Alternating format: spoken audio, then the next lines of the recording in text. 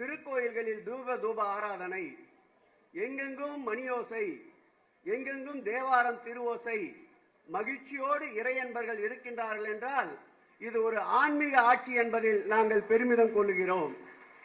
இன்றைக்கு இந்த ஆட்சியை வீழ்த்துவதற்கு பல்வேறு வகையில் வியூகங்கள் திரைமறைவிலும் வெளி உலகிலும் நடந்து கொண்டிருக்கின்றன.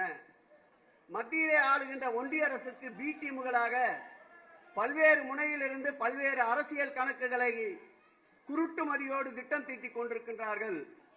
இன்றைய தமிழகத்து மக்களுடைய நிலை என்னவென்றால், ஒருபுறம் எங்கு திரும்பினாலும் அப்பா அப்பா அப்பா என்ற குரல் எங்கள் ஆறுயிர் தளபதியை நோக்கி சென்று கொண்டிருக்கின்றது.